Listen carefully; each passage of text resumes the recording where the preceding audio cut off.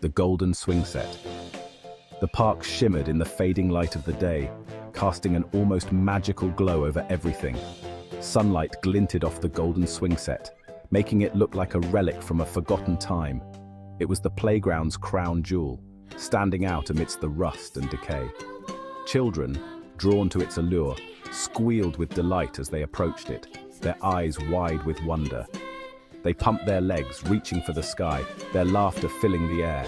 Laughter echoed through the air, carefree and innocent, a stark contrast to the eerie surroundings.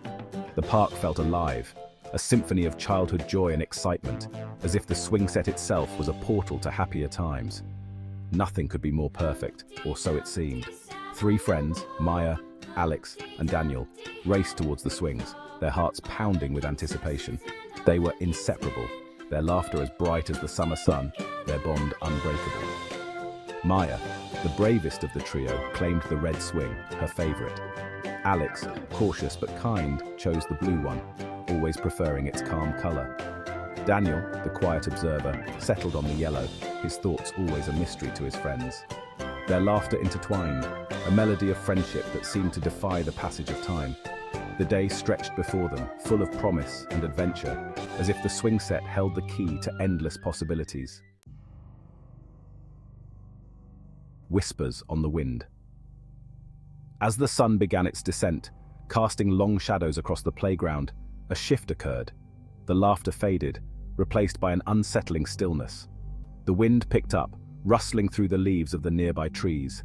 It carried with it a faint whisper, barely audible, but undeniably eerie. Maya shivered, pulling her sweater tighter around herself. "Did you hear that?" she asked, her voice barely a whisper. Alex, his gaze darting around the deserted playground, shook his head. Daniel, however, remained silent, his eyes fixed on the shadowy figure swinging gently on the red swing. It seemed to move on its own, swaying back and forth despite the lack of wind. Day turns to dusk. Dusk settled over the playground, painting the sky in hues of orange and purple. The once vibrant colors of the swings seemed to dull, taking on a cold, metallic sheen.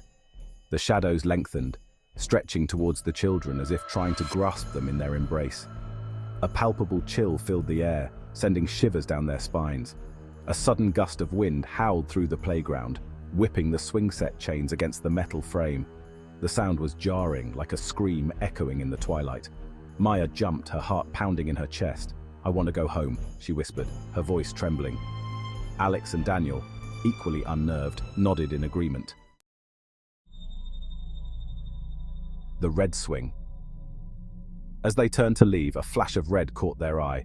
The red swing, previously swaying gently, was now swinging wildly. It swung back and forth with an unnatural force, as if pushed by an unseen hand. The chains creaked and groaned under the strain, the sound amplified in the stillness of the evening. Fear coiled in the pit of their stomachs. They stood frozen, their eyes glued to the swinging seat. It was as if the playground itself was holding its breath, watching them with unseen eyes. The air crackled with an unseen energy, making the hairs on their arms stand on end. Footsteps in the sand. Then they heard it, a soft thud, like footsteps in the sand beneath the swing set. The footsteps grew louder, heavier, as if someone, or something, was approaching them from the shadows. The children exchanged terrified glances, their eyes wide with fear. Daniel, usually the quietest of the group, surprised them all. "We have to go," he hissed, grabbing Maya and Alex's hands. They didn't need to be told twice. They turned and ran, their footsteps pounding on the pavement as they fled the haunted playground.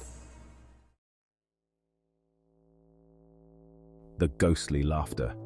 As they ran, they could hear the sounds of the playground behind them, the echoes of their own footsteps mingling with the eerie noises.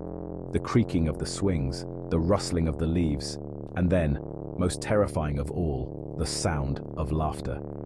It was a sound that seemed to come from everywhere and nowhere at once. It was a high-pitched, chilling laughter that seemed to echo all around them, bouncing off the trees and the empty playground equipment.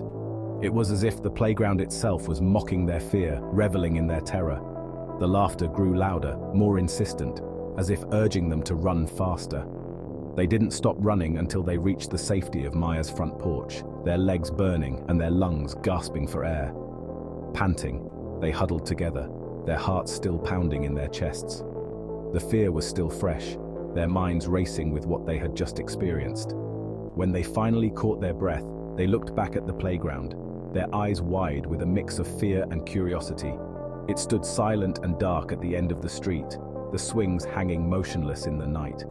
The eerie stillness was almost more unsettling than the laughter had been. The moon cast a ghostly glow over the scene, and for a moment, they wondered if they had imagined it all. But the fear in their hearts told them otherwise. The search for clues. The next day, despite their fear, curiosity got the better of them. They couldn't shake off the unsettling events of the previous evening.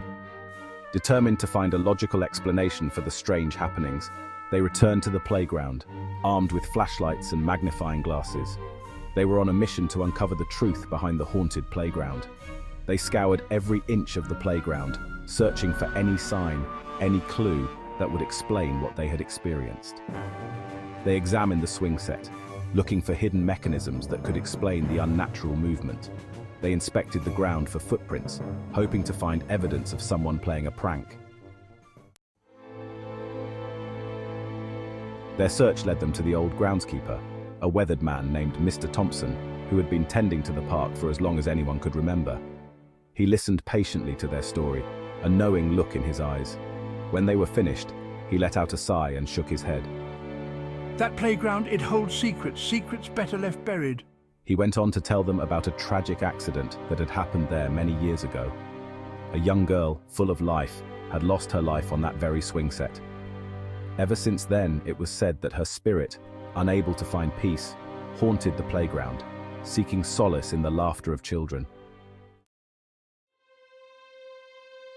The children listened, their blood running cold. Mr. Thompson's words confirmed their worst fears. The playground was indeed haunted, and the spirit of the young girl was trapped there, forever bound to the site of her tragic end. They felt a chill run down their spines as they realized the truth in the groundskeeper's words. The playground held a dark and sorrowful past. Armed with this knowledge, they looked at the playground with new eyes. The laughter of children now seemed tinged with sadness, a poignant reminder of the young life cut short. The swing set, once a symbol of joy and carefree fun, now appeared ominous and heavy with sorrow. Determined to help the young girl find peace, the children decided to confront her spirit. They knew it wouldn't be easy, but they couldn't bear the thought of her suffering alone. They gathered their courage, their friendship giving them strength in the face of fear. As dusk approached, they returned to the playground, their hearts pounding with a mixture of fear and determination. The air grew cold as they neared the swing set, and a dense fog began to roll in, shrouding the playground in an eerie silence. They could feel a presence there, watching them, waiting for them. They reached the red swing and paused, their breath catching in their throats. There, etched into the metal frame of the swing set, were the words, "Help me." The inscription was faint, almost invisible, but it was there, a desperate plea from beyond the grave. The children gasped, their eyes widening in horror. They had stumbled upon the key to freeing the young girl's spirit, but what could they possibly do? They were just children, powerless against the forces of the supernatural. As they stood frozen in fear, the fog around them grew thicker, swirling and churning as if alive. The mist seemed to have a mind of its own, wrapping around their legs and pulling them closer to the heart of the playground. It was as if the fog was a living entity, feeding off their fear and growing stronger with each passing second. The temperature plummeted, and the air became heavy with the scent of decay. Each breath they took was like inhaling the essence of death itself. The once familiar playground now felt like a graveyard, a place where happiness had long been buried. The laughter returned, echoing around them, louder and more menacing than before. It was a sound that seemed to come from everywhere and nowhere at once, bouncing off the playground equipment and filling their ears with dread. The laughter was no longer innocent, it was mocking, taunting them as they stood helpless. It was no longer the sound of a child's joy, but something twisted, something sinister. The shadows seemed to dance with a life of their own, creating grotesque shapes that played tricks on their minds. Every creak of the swings, every rustle of the leaves, added to the growing sense of horror. The playground was alive, and it wasn't going to let them go. The swings moved as if pushed by invisible hands, and the merry-go-round spun slowly, creaking ominously. It was as if the playground itself was a predator, toying with its prey before the final strike. They were trapped, caught in a nightmare from which they might never escape. Their hearts pounded in their chests, and their eyes darted around, searching for any sign of hope. But there was none. The playground had them in its grip, and it was tightening. The spirit of the young girl, consumed by her own pain and loneliness, had become something dark and vengeful. Her presence was palpable, a cold, malevolent force that watched them from the shadows. She was the heart of the playground's darkness, and her sorrow had turned into a relentless fury. The playground, once a place of joy, was now a prison, and they were its newest inmates.